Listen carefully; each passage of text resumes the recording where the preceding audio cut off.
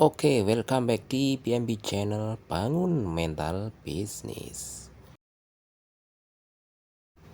Nggak sedikit orang memandang dan mengatakan bahwa pedagang keliling itu hanyalah mengandalkan kekuatan fisiknya aja. Tidak perlu menggunakan kekuatan otaknya untuk berpikir. Dengan kata lain, seorang pedagang keliling cuma harus kerja keras, nggak perlu kerja cerdas. Benar nggak sih persepsi yang demikian? Oke, kali ini aku akan mencoba memberikan pandangan dan pendapatku mengenai persepsi itu berdasarkan pengalaman selama kurang lebih 5 bulan lah ya, aku menjadi pedagang keliling. Oke, jadi gini, dulu ketika awal-awal ya, kurang lebih 1 atau 2 hari pertama, aku mulai berkeliling untuk berjualan nasi bungkus gitu ya. Ya, bisa dibilang aku hanya mengandalkan kekuatan fisik, kekuatan dan ketahanan fisik untuk bisa berjalan ke sana kemari, masuk gang, keluar gang, lewati jalan-jalan kecil, jalan-jalan besar, sambil berharap akan ada yang memanggil untuk membeli produk yang aku jual, yaitu nasi bungkus. Jadi sifatnya memang ya agak untung-untungan juga, ada yang manggil ya untung, nggak ada ya sudah.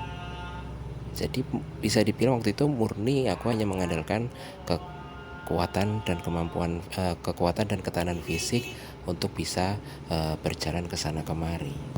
Tapi apa yang ku dapat selama 2 hari pertama itu, ya selain rasa capek, ada apa ya, bisa dibilang ya perasaan agak sedih juga karena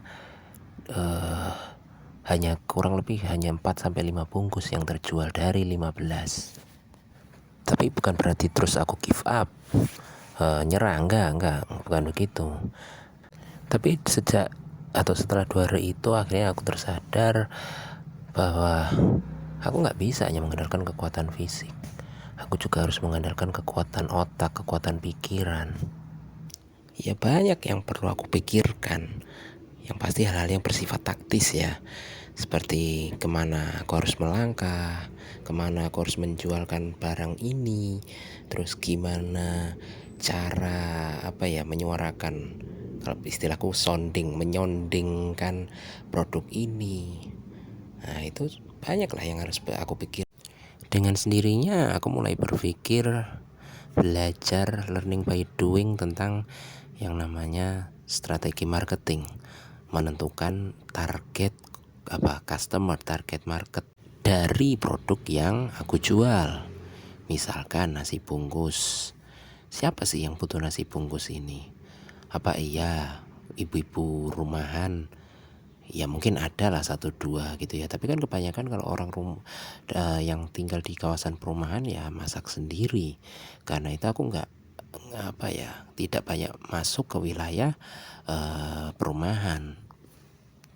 Untuk nasi bungkus, aku lebih banyak beredarnya ke pasar-pasar, terus ke ke pabrik-pabrik gitu ya, yang sekiranya mereka belum sempat sarapan. Ya makanya nggak heran kalau sebagian atau banyak juga dari konsumenku itu adalah kalangan seperti para pedagang sayur, penjaga toko, satpam security, sopir truk, terus juga masyarakat yang tinggal di kawasan perkampungan, di dalam gang-gang. Banyak orang seperti mereka yang menjadi customerku. Gitu juga ketika aku berjualan keliling Milidi. Jajanan ini sasarannya jelas anak-anak. Makanya aku ngidernya ya di sekitaran sekolah-sekolah. Selain tentang target market, hal yang juga aku pikirkan adalah gimana nih menyondingkan produk yang kujual. Ya karena aku tidak menggunakan alat seperti tukang bakso yang teng teng teng teng teng. Aku menggunakan kekuatan narasi, kekuatan suara mulut, kekuatan lisan. Tapi juga harus dipikirkan. Nggak efektif kalau cuma asal teriak-teriak nasi bungkus atau mungkin jajanan milih di nggak bisa. Harus dipikirkan supaya apa yang aku suarakan itu efektif untuk menarik minat calon konsumen. Misalnya waktu aku berjualan nasi jinggoy itu kan pedas ya, khas Bali. Nah, kebetulan waktu itu hari Sabtu, kalau nggak salah Sabtu malam minggu. Aku berjualannya di sebuah arena bazar. Ya waktu itu aku mikir, malam minggu, waktu itu bazarnya di kampus, yang datang pasti banyak kalangan muda-muda. Biasanya orang muda suka pedas. Jadilah waktu itu aku soundingnya kayak macam inilah ya. Yo silakan mas mbak, mumpung malam minggu, yuk nikmati yang pedas-pedas. Ada nasi jinggo khas Bali, halal pedasnya. Ya kurang lebih seperti itulah ya. Terus waktu jualan milidi di sekolah, soundingku kira-kira seperti inilah ya. Yo jajanan model baru milidi yang nggak pakai dimasak, nggak pakai micin, bisa langsung dimakan. Nah terus pernah juga aku ke sekolah jualan brownies mini, brownies yang bentuknya bulat-bulat kecil-kecil gini. Waktu itu aku mikir aku namain apa ya, kalau brownies mini kayaknya nggak menarik deh untuk apa namanya anak-anak sekolah. Akhirnya aku coba namain brownies imut. Jadi soundingnya kira-kira gini. Yo yang imut ada brownies imut. Nah jadi kembali ke topik awal tadi. Kalau dalam pandanganku seorang pedagang keliling butuh kerja cerdas selain juga kerja keras. Oke, nggak bisa dipungkiri, untuk berkeliling butuh kekuatan fisik prima, butuh ketahanan fisik yang kuat.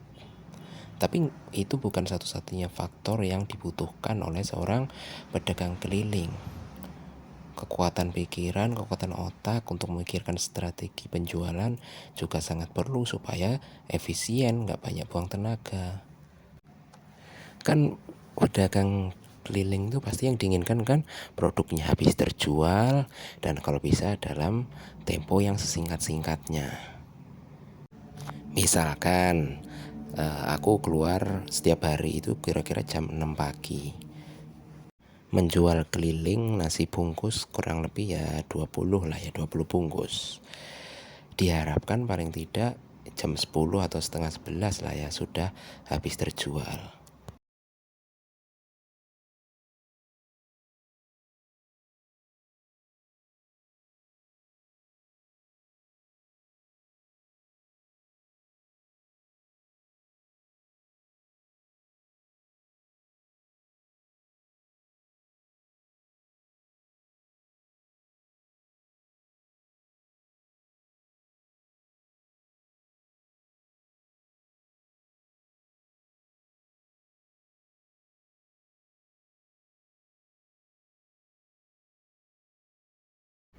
Kan alangkah capek dan apa ya, melelahkan, membosankan kalau dari jam 6 pagi sampai jam 1 siang belum habis terjual.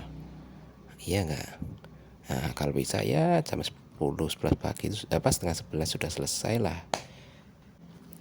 Untuk bisa mencapai target itu nggak efektif dan nggak efisien kalau apa namanya mengandalkan kekuatan fisik, keliling ke sana kemari tanpa strategi yang udah direncanakan sebelumnya. Jadi ya harus kerja cerdas, selain juga kerja keras. Nggak bisa cuman asal jalan aja ya sambil mengharapkan keberuntungan akan ada yang memanggil. Nah termasuk dari kerja cerdas itu adalah menggunakan kecerdasan spiritual, dalam arti menggunakan kekuatan doa, ya tentunya sesuai agama keyakinan masing-masing. Kalau aku ya sebagai seorang muslim ya berdoa ya mudah-mudahan Allah tunjukkan, berikan petunjuk kemana aku harus melangkah. Nah, jangan hanya kerja keras, tapi juga kerja cerdas.